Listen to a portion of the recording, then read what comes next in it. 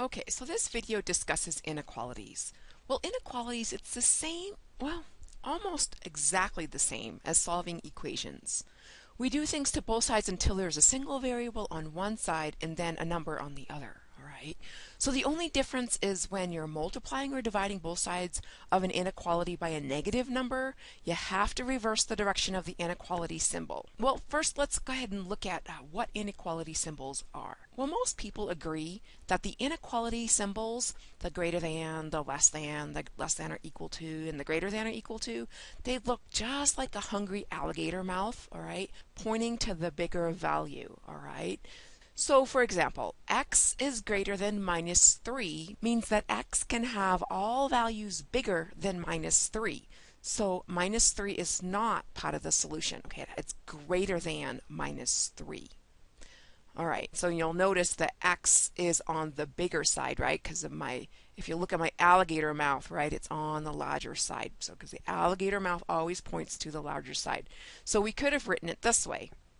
We could have said x is greater than minus 3 as minus 3 is less than x. Okay, well this is saying the same thing. As you can see, the x is still on the larger side, right? It's the side where the alligator mouth is going to get it, right? So again, notice that alligator mouth is always going to be pointing to the bigger value, okay?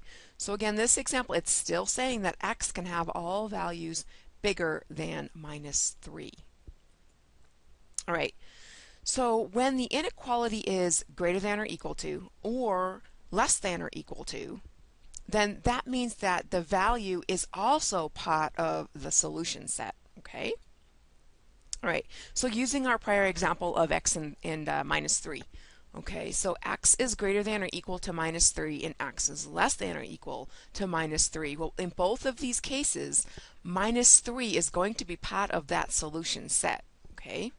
So to confirm, the solution set is the collection of all values that satisfy a given condition. All right, so let's look at this on the number line. Okay, so when we say that x is greater than minus 3, what that means is the value does not include minus 3, and so you'll see an open circle over the minus 3, but it's solid the rest of the way heading into the larger direction. Okay, so into positive infinity. All right. So when we say x is greater than or equal to minus 3, that means that minus 3 is included in that solution set. And so on a number line, you'll see a colored in circle indicating that minus 3 is also part of the solution set. Now some textbooks, rather than use the filled and not filled circle, they'll use a bracket. Okay.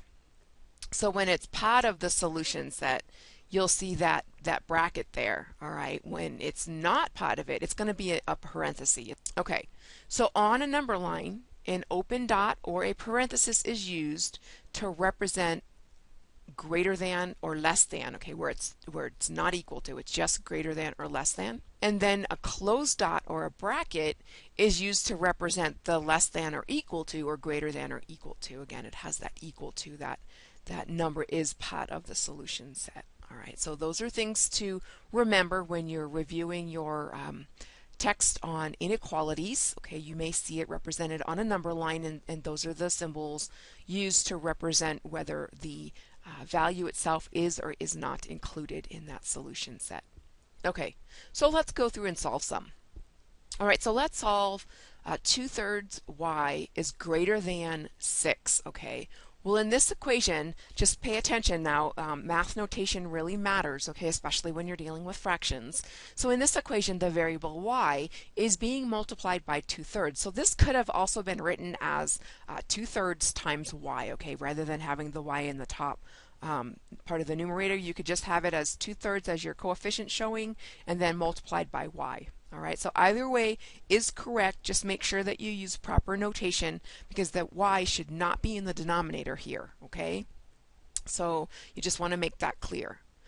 All right, so we want to change this equation to an equivalent equation with only y on one side. So in this case, we'll just keep the y on the left, okay, because it doesn't matter which side the y is on when you try and isolate it, all right? So since it's already on the left, we'll just leave it there. It's not going to be a problem to leave it there. All right. Okay, so at this point I said that the 2/3 is being multiplied by y, right?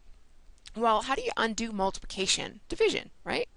So what we'll do is we're going to follow the rules for dividing fractions, okay? And if you're having a bit of a hard time with fractions still, then I would suggest that you do review your basic rules for fractions. There are 6 of them, all right? So go ahead and get those down pat, because those really are needed, especially in algebra as you move forward. All right, so again, so to undo multiplication, we're going to divide. All right, so let's remember the rules for dividing fractions. We need to multiply that first fraction by the reciprocal of the second, right? All right, so here we will see that we're going to multiply the first fraction by the reciprocal of the second, right? So we've flipped the 2/3 to 3/2, okay? And then everything else stays the same. Okay, so what is 2/3 y times 3/2? So how do we multiply fractions? Just across the top and across the bottom, right? So across the top we have 2 times 3, okay, and that's 6. And y is also on the top, because you can think of y as y over 1. All right, so it's going to be 6y on the top, and then 3 times 2 is 6 on the bottom. All right, well, 6 divided by 6 is 1, right? So 1y, that's what's left on our left side here. So let's now work on the right side. So we're just multiplying fractions at this point. So we multiply across the top or across the bottom. You can reduce this now or wait till the end. We'll just wait till the end on this one. It doesn't really matter whichever you prefer doing or are most comfortable doing. So 6 times 3 is 18. And that goes in the numerator, and the denominator stays at 2, because 1 times 2 is 2. And 18 divided by 2 is 9. So y is greater than 9. Okay, so that tells you what our solution set, all right? The set of all y such that y is greater than 9. So as you can see, there is no equals here, right? So 9 is not part of our solution set. So if you want to represent this on a number line, it's going to be an open dot or a left parenthesis, okay? And then it's going to extend to infinity in the positive direction. Okay, so you can check your work by plugging 9 in for the variable y. Okay, so let's look at another one. All right, so this one has parentheses, so we're going to follow our order of operations, all right, because we have more than one operation going on here. So let's go ahead and check out our parentheses first, and as you notice, we can't do anything because there's a variable. If this were a number, then we could go ahead and take care of that in the parentheses, but we can't do anything at this point because it's a variable. So the next step is to distribute this to the x and the -3. We're going to apply that distributive property, and then we're going to do the same thing on the right hand side. We have to distribute this 3, okay? So let's go ahead and do that. So 2 times x is 2x, 2 times -3 is -6, and then the -5 just stays there, okay? And then we have less than or equal to, that stays there as well. So now let's distribute our 3. 3 times x is 3x, 3 times 2 is 6, and then it's -18 at the end. So now let's go ahead and combine like terms. We have some like terms on the left, and we have some like terms on the right. So -6 and -5 is -11, and then on the right hand side we have +6 minus 18 is -12.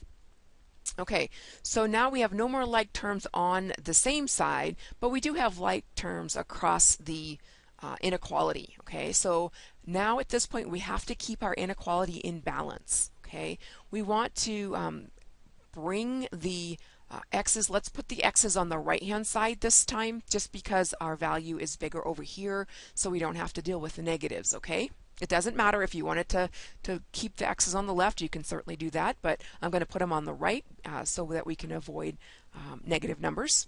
So here we see we're going to go ahead and take care of the constants. We're going to add 12 to the right hand side and to the left side to keep it in balance. We have to do the same thing to both sides of the inequality here.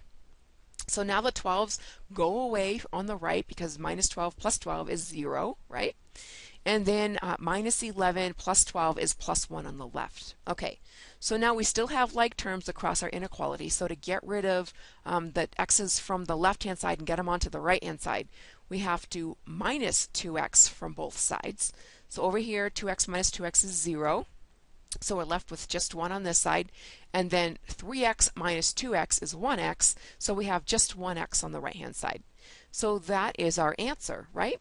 X is greater than or equal to 1, or you could say 1 is less than or equal to x. That's the same thing, okay? So our answer is the set of all x such that x is greater than or equal to 1. And so looking on a number line, this would be represented with a solid dot. So our solution set includes that 1. And then it goes on to positive infinity. Okay, and again, you can check your work by plugging in your solution into where the x's are. Okay, so as you can see over here, I have plugged in 1 for this x and 1 for this x, and then just go ahead and go through, and they should match minus 9, and then is equal to minus 9. All right, so let's go ahead and try another one. So remember I said that the only difference with solving inequalities from solving regular equations is that when you divide or multiply by a negative, you have to reverse the inequality sign, all right? Well, this particular example, you're going to have to do that, all right? So let's go ahead and check this out. All right, so in this equation, the variable x, it's being multiplied by minus 2, right? So minus 2 times x, that's what that's saying. So to undo multiplication, we have to divide, right? And so what we do to one side, we have to do it to the other, okay?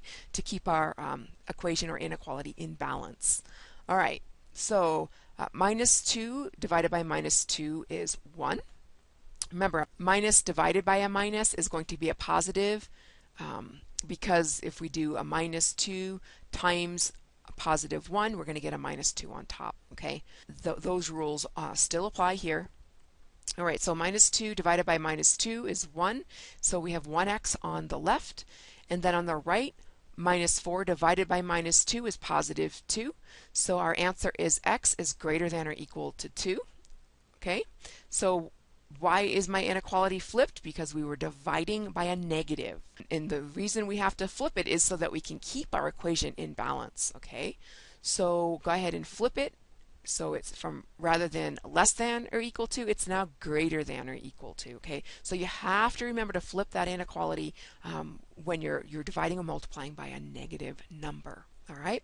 Well, to represent this on a number line, as we can see, the inequality includes equal. So our number 2 is going to be part of the solution set. So we're going to use a solid dot there, or you can use a bracket. Okay, I'll open bracket.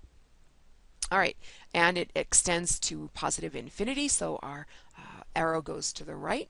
And then again, you can check your work by plugging in your answer into where the variables appear, and the variable is only in one spot here, just this x. And then as you can see, it checks out, minus 4 and minus 4. Okay, well that is basically how you deal with inequalities. Again, the same way as regular equations, everything has to still be kept in balance. Okay, what you do to one side, you have to do to the other.